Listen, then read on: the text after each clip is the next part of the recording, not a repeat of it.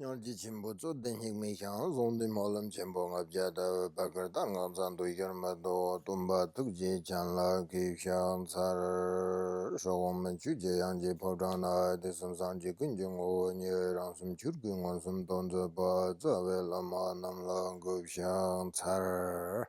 Oh, there, good.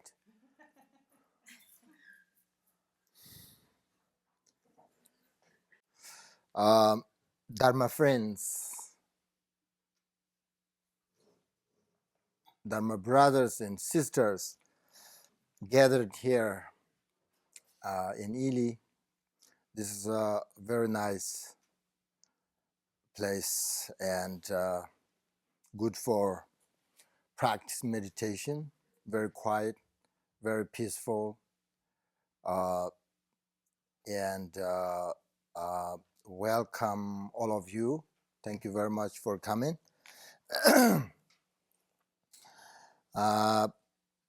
And I would like to say also thank you for the Ely Bodhicitta Sangha here. And volunteers, and thank you for Kate, thank you for Martin, thank you host for the hosting the this nice wonderful space. So thank you for that, Kim and Jenny here. Thank you very much, and thank all of you, and very nice to see all of you. And getting sort of everything ready for this teaching and meditation. So I'm very happy to have this good opportunity for all of us get together and doing this sort of spiritual activities, and be able to talk with all of you the teachings of Buddha.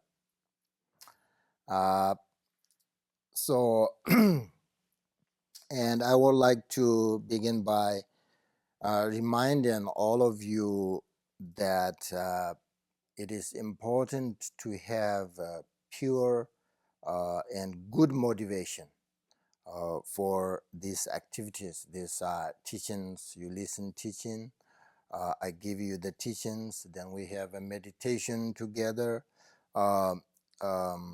Very important to have a pure and good motivation. That's very important. A great teacher, Longchenpa, he's the most important teacher in Nyingma lineage. He said, begin with the thought of Bodhicitta, the heart of enlightenment. Do the main practice without concept, and then conclude by dedicating the merit. So these together and complete are the three spirit methods, very much necessary sports for development on the path of liberation. So that's we call it three spirit methods. So many of you know these spirit methods, and very important, no matter what you practice, short, long, or listen teaching, or whatever you do, you have these three methods. Otherwise, the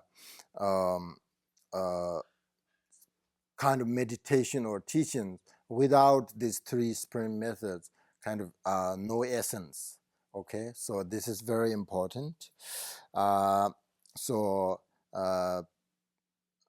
just to remind you, very important just to remember that, because the motivation for doing anything has a very profound effect on the result. Therefore, the motivation is always important to make sure, investigate and think about it very beginning, That's, I always say that. So we should always be right within, in terms of knowing our intention, and uh, should always have the best motivation possible, because usually ordinary people like us and our original sort of intention, the motivation always really sort of uncertain and very much selfish. So the Buddhist, the Mahayana point of view, um, as studying and practicing the teachings with sort of uncertain motivation will not bring much benefit, So that's why very, very important. Therefore, please start by developing a pure intention for practice and studying these Dharma teachings. Uh, I'm not saying only today. It's not only for today, but always, whatever you do, it looks like you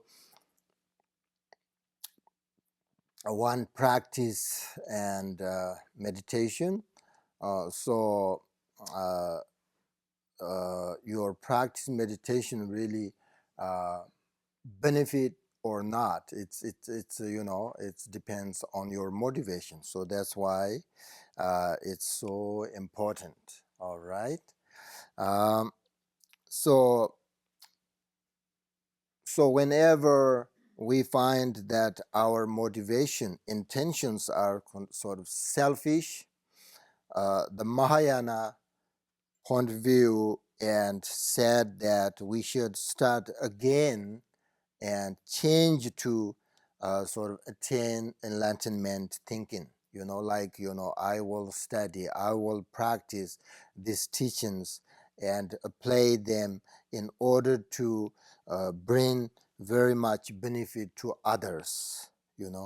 So um, this kind of motivation is called in Tibet Shangchip Sim, um, which means translated as the heart of enlightenment, the heart of essence. So the heart of enlightenment uh, has two aspects, the relative and the ultimate. The relative heart of enlightenment is the desire to achieve enlightenment in order to benefit all living beings. Okay?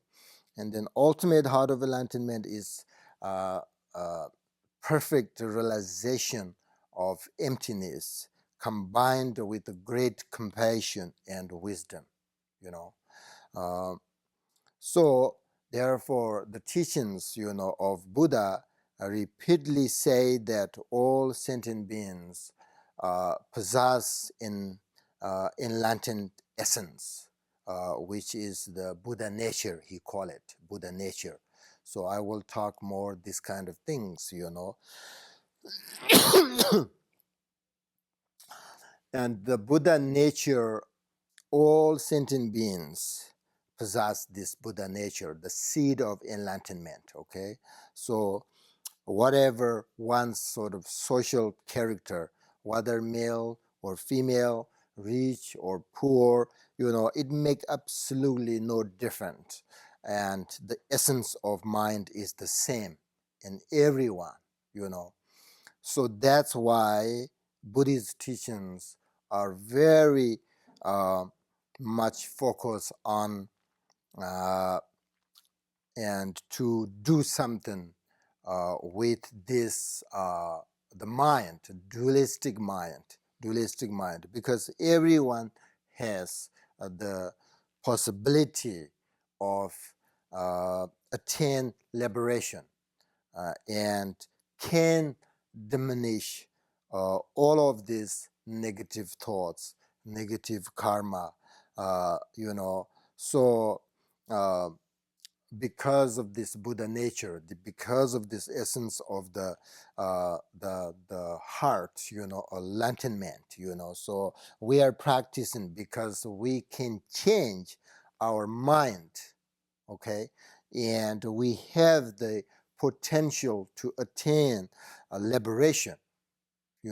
So the Buddha's teachings give us very much sort of, confidence, because, we can, Buddha said that I can, so that means you can, so that means what we can, destroy or, diminish all that, the negative karma, negative thoughts, which is root of suffering, root of unhappiness. So therefore,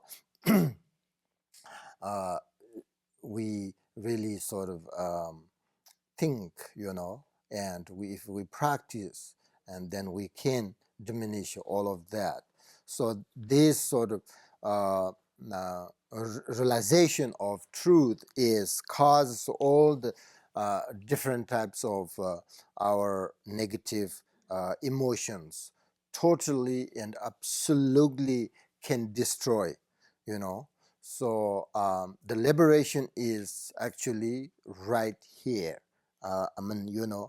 Right here, right now, the liberation, the enlightenment is here, but we just don't, realize it, So because you know why? Because it is right here. Actually, it is right here, and it is too easy. It is too easy. So we just don't really believe it.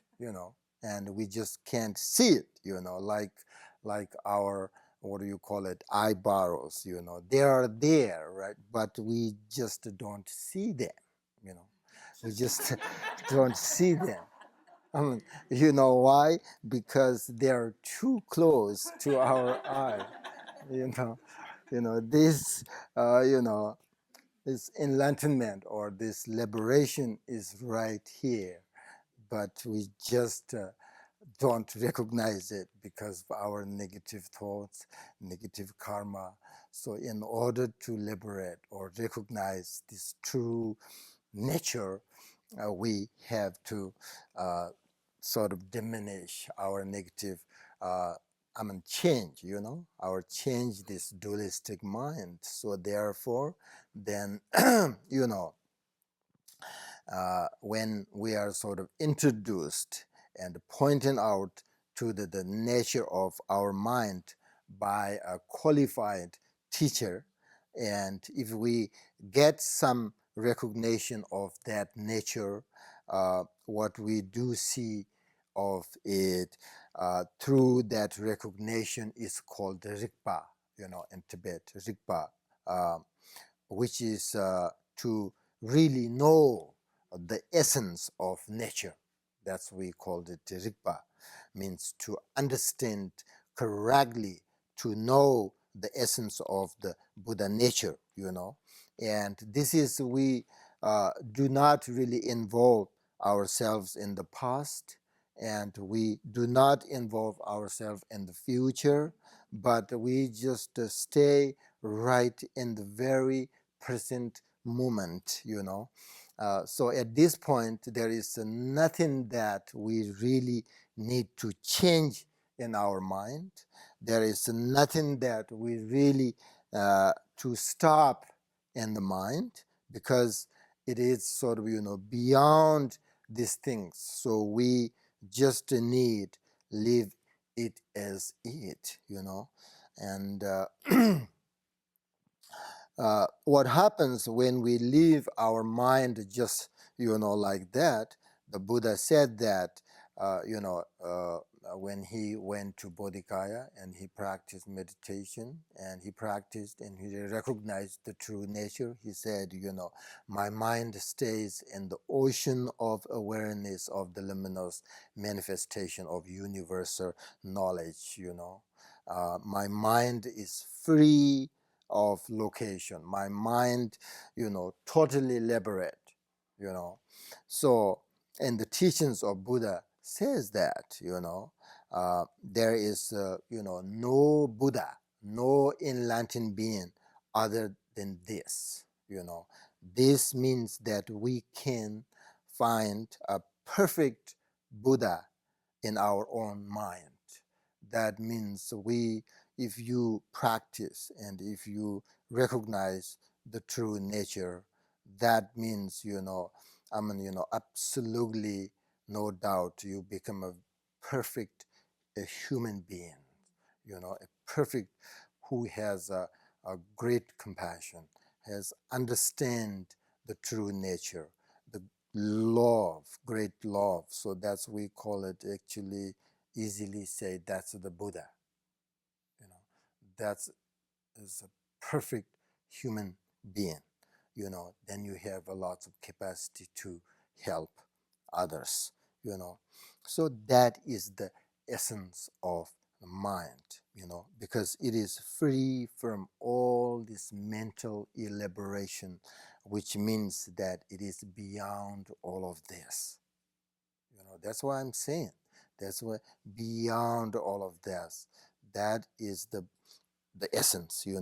So when we understand the reality, then everything becomes very peaceful. Everything becomes, everything is arise spontaneously. So then we resting on that, and develop it more and more and more over again. And then we can clearly be aware of this openness. And we call it self-arising wisdom, self-arising, awareness, Because when we cultivate this self-arising wisdom through these meditations, our mind will more open and vivid. Do you understand what I'm saying? This is the combination of emptiness, wisdom, and compassion, So we actually, uh, you know, um, have to enter more sort of deeply into this nature in order to liberate ourselves and the realization of the true nature of all phenomena, So that is the way of how to cultivate our self-arising wisdom and understanding the reality of all this all appearance. In the Buddhism, we are looking uh, at the mind and its relationship to the appearance of the world, and then result of this kind of searching, investigating, and practice, we will find nothing but nature of this Rigpa, nature of this, what do you call it, the essence of the liberation, the liberation. So we find that. But uh, part of the sort of intellectual understanding of Rigpa, we do really need to have is distinction between mind and Rigpa. We have to understand that this distinction is an extremely important point of understanding. So when we say mind, when we say mind and when we say Rigpa, what is different between these two? When we say mind, we are talking about something sort of on the side of being associated with a subject and object, right? And then when we say Rigpa, on the other hand, is something that is beyond of everything. So in the teachings of Buddha says that there is an emptiness and self-arising that is beyond all mental and conceptual elaboration. And the nature of all appearance is empty, because of that is just the intrinsic nature of all appearance. So the mind is empty, there is nothing there but just a nature state of peace and luminous. You understand? It is the direct realization of emptiness and the liberation. And it is just really something that has to be realized, which is the emptiness of outer phenomena and the emptiness of inner phenomena. So this is, we call it, the nature of uh, all, this relative actually, and it is also has the ability to understand everything, and there is a knowing quality also, so that is we call self-arising wisdom. Do you understand? It is totally sort of vast, open nothingness that allow anything to be within it. So I think that is the quality, that is the perfect quality of the true Buddha nature. It's it's nothingness, it's emptiness, but it's a knowing quality, self-arising wisdom. It allows anything to be within it. So it's so wonderful. So this is how the great masters, great teachers describe the meditation and the way we should practice, and this is only the way that we get self-liberation,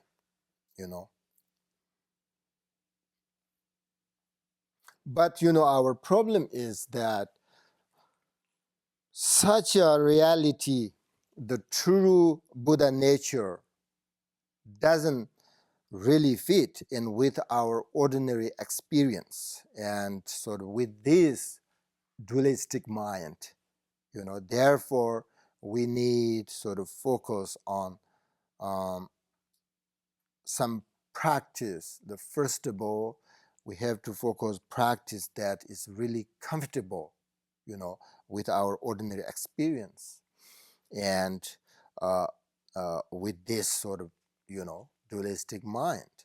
Uh, for example, through, Buddha's teachings, we can understand the basic nature of human's mind, and the teachings and practice sort of bring us the confident, and how we can do control ourselves and how to open our mind. So when we talk about this, the nature of, our mind, sometimes people just don't understand. I mean, just can't see it because uh, too easy, but they just don't believe it. When I say it has ability to understand everything and knowing quality, but it is emptiness. It is the combination of emptiness and great compassion and wisdom. Sometimes when we talk about this kind of teaching, people don't understand correctly what it is. So that means I think people are not ready uh, for this teaching and to practice. So that then we have to sort of practice the other things. So we have lots of different meditations, like shamatha, bodhicitta, compassion, loving kindness, mindfulness. All of these are very, very good methods for how to open our mind, and uh, you know, uh, these are very helpful in our life. Even though you don't sort of believe everybody has a Buddha nature or opportunity to become a Buddha, perfect Buddha. Some people say no, that's not. That's I don't just believe it because I don't see it. I don't understand. But that's okay. If when I talk about today like this kind of things, the nature of our mind, the liberation. Sometimes people just don't understand it. That's okay, but you need really whatever you need to sort of practice something very comfortable. Okay, very comfortable, and you enjoy, right? When you meditate, it's very important for the beginners. I don't know how many of you done this kind of meditations. I don't know how many. Maybe you're very new, maybe not. I'm not sure. But if you're very new, then this kind of teaching and meditation is not comfortable. Maybe you know. So that doesn't mean you really, oh,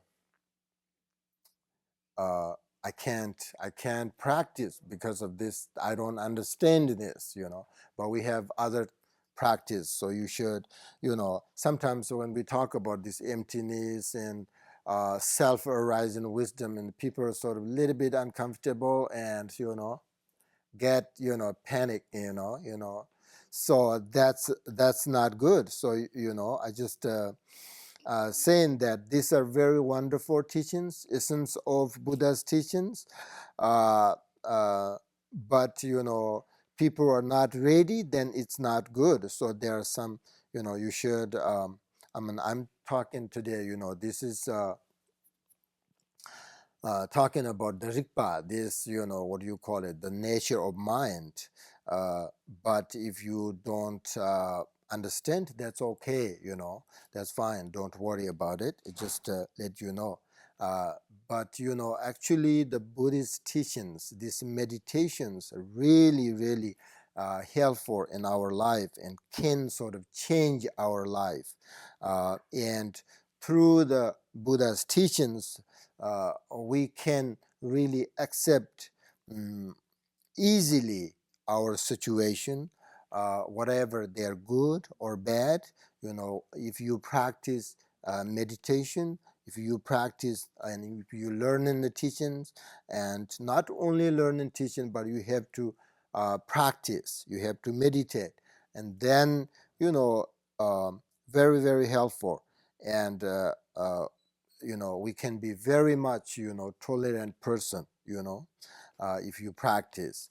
And when sort of, for example, a bad situation arises, we can accept it sort of quite easily. You know, hi.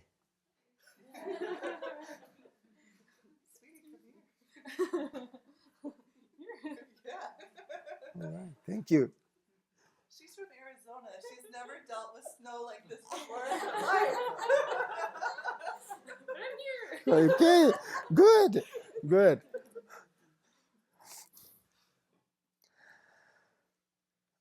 So you know, so it's really, really helpful if you practice. I appreciate it if you practice.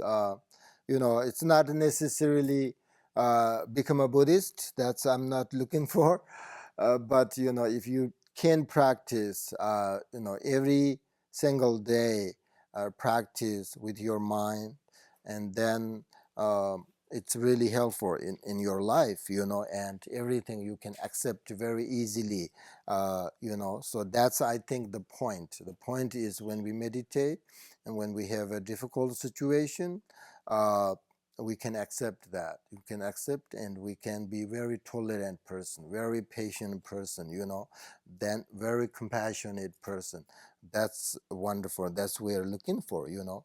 So, you know, maybe your practice meditation is very slow, but that's okay as long as you are sort of, you know, part of the teachings, part of the, you know, you do practice meditation, then it's okay. Your meditation is slow, and you can slowly change your mind, slowly change your conduct, you know, everything. You can do that.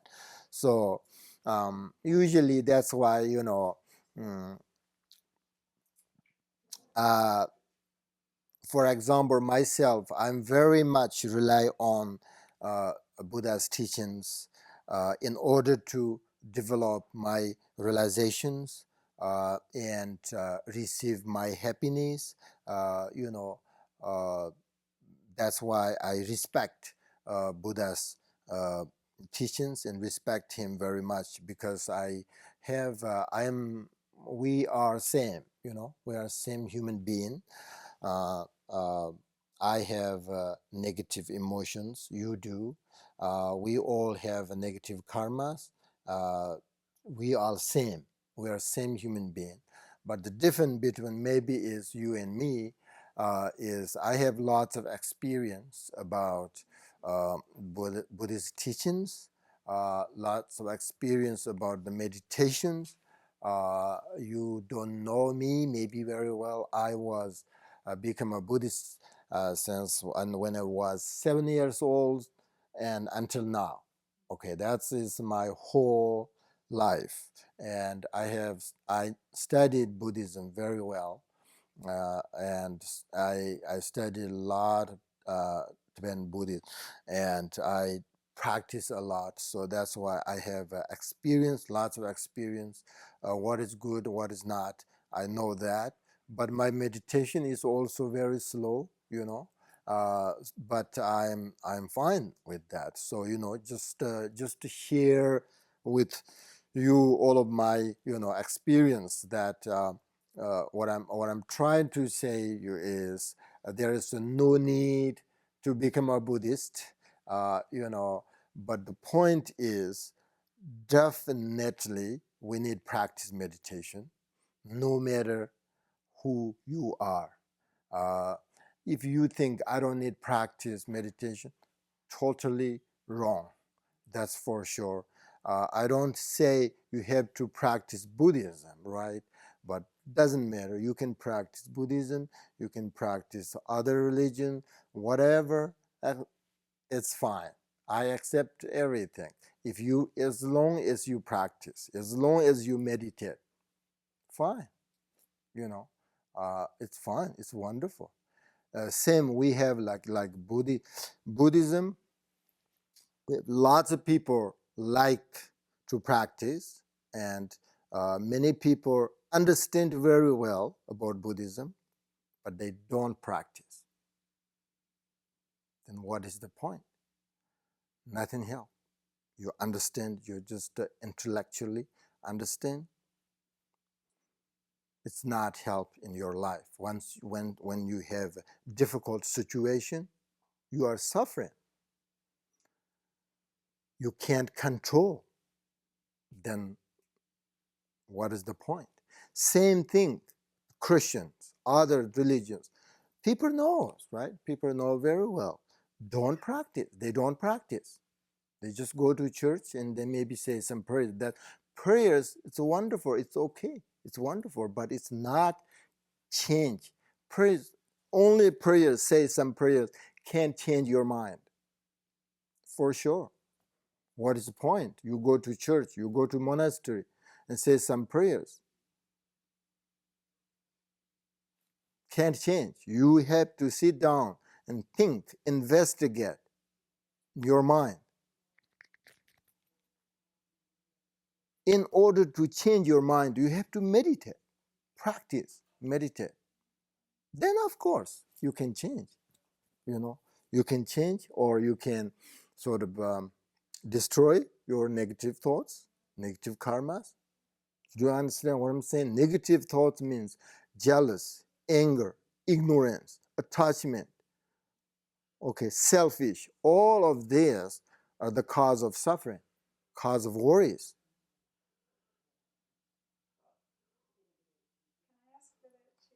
Yeah?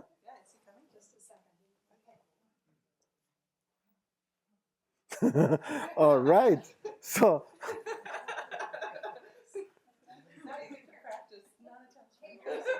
yep.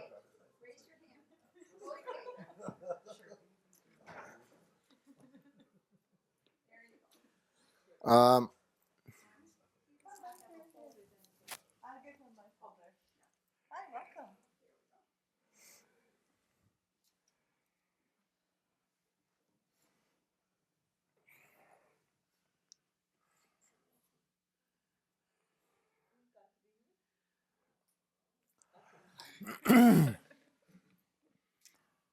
okay, now practice meditation.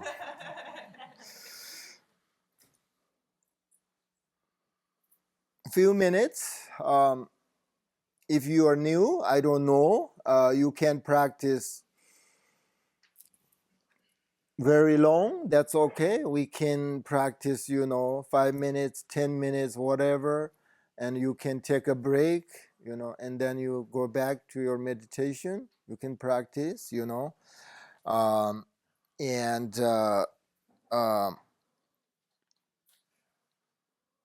important is during the practice meditation, if you are new or beginner, sometimes you get sort of, different thoughts, different feelings, right? Especially different thoughts will arise during the meditation, you know.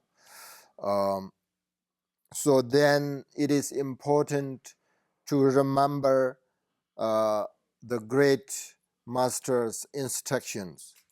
So that's why, you know, you have to follow that in order to open and, calm your mind. So the masters, the great master, the teachers' instructions for that is what they say, rest in its nature. Rest in its nature. Do not try to stop your thoughts. Okay. Usually, when first I meditate, I meditate, and then lots of thoughts arise. I thought, okay, I have to stop this. Otherwise destroy my meditation. So I thought, oh, I have to stop my thought. But that was wrong. You can't stop. You know, just don't try to stop your thoughts when they arise, and but do not follow them. You just do not further them anymore. Just when the thoughts arise, and just to relax, and don't follow. Don't feed. Don't feed your thoughts. So it means that you should not develop, right? Develop your thoughts any furthermore, you know. Otherwise, one thoughts after another, and then you follow that, and you will lose everything. For example, when you meditate, you know, your thoughts arise, and you cannot focus on your meditation anymore, and you should not get sort of yourself upset over that. Rather, you should not think about it, and just come to rest again. So that's the masters say, short time frequently. You understand? Short time frequent. You meditate like this, and then your thoughts arise. Just don't follow, and just to relax, just to relax and go back your meditation, and do that many times. If you're, I don't know, you're new or not, but if you're newer, this is very nature. When we first meditate, lots of thoughts, you will notice that you have lots of thoughts, but it's just fine. If you do this many times frequently, then eventually you can meditate longer and longer and longer, and then also not really the that it's also more clear, more clear, more open, and then also you can see the things more clearly. That's why we're saying that you develop in your wisdom, self-arising. Right now you see these things like this permanently, and see like that, but when you meditate, and more you can see their essence. So a meditation is so important. If you think, I don't want to meditate, or I don't need to meditate, that's totally wrong.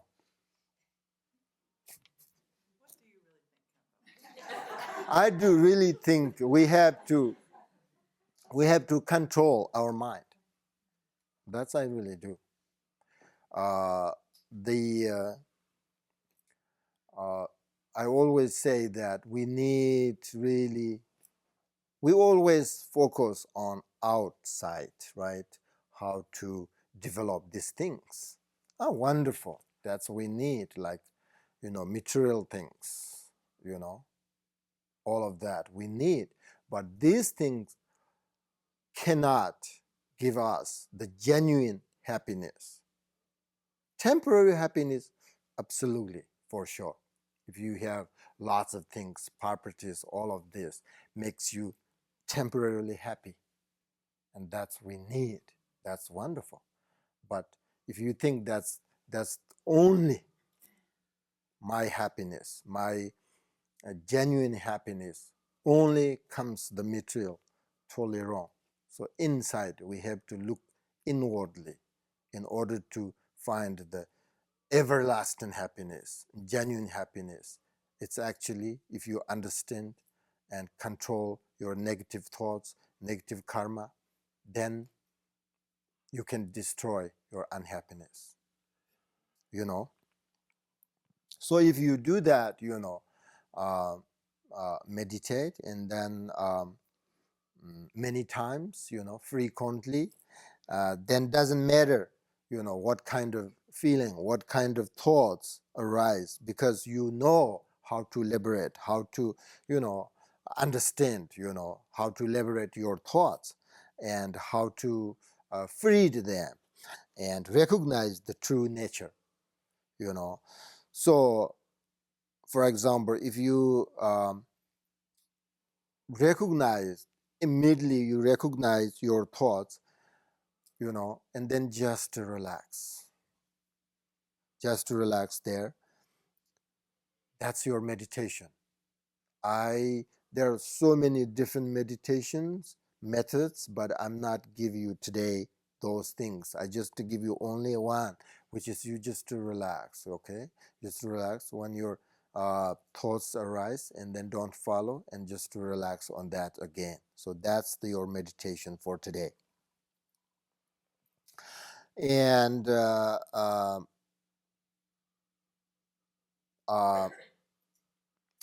if you do this over again, um,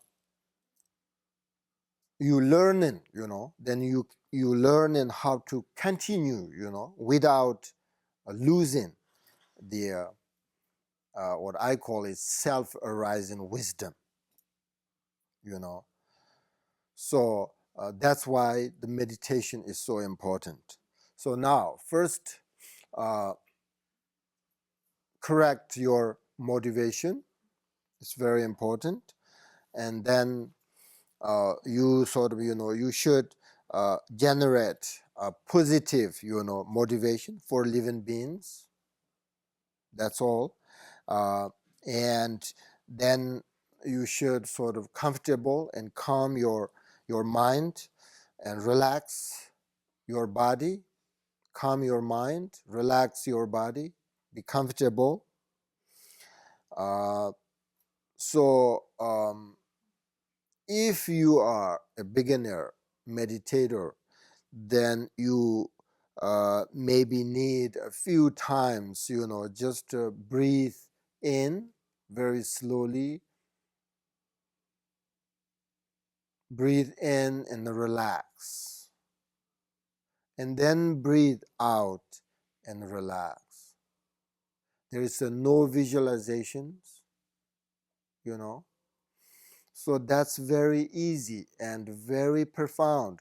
You just, when you breathe in, just focus on that, and then just to relax yourself, freed your thoughts, everything, Um, and if you can, then you should look in at the mind and relax on it, And if you want sort of enter more deeply into your mind, this self-arising awareness or self-arising wisdom, enter more sort of deeply, and then relax on that as much as you can,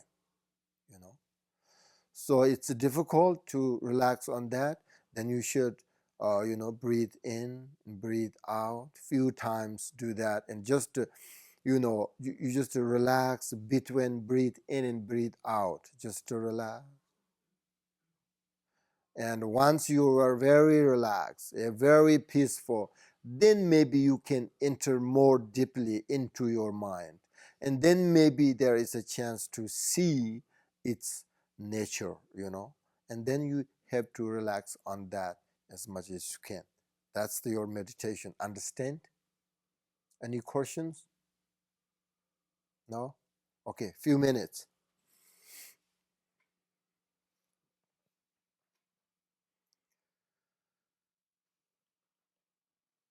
Any question? when you meditate, focus on your breath is very profound. You talked about slow meditation. Do you mean that you slow meditate? Do you mean, I don't know what that means. Means like slow meditation.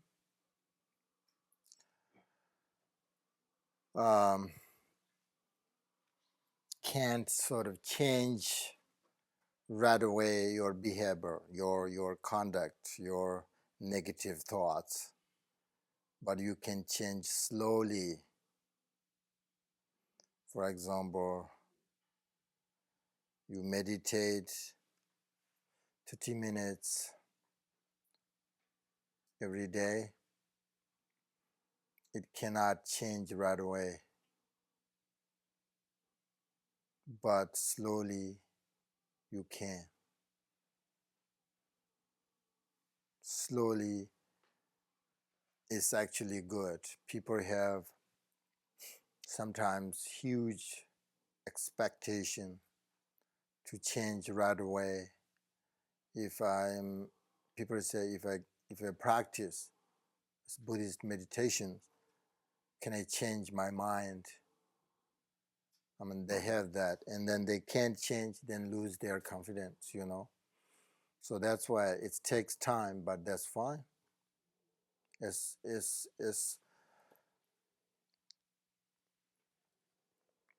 as long as you're part of the meditation, and if you understand the value of meditation, then you will be fine. You want to meditate, right? In order to meditate, you have to know the benefit, the point of meditation. You know, so then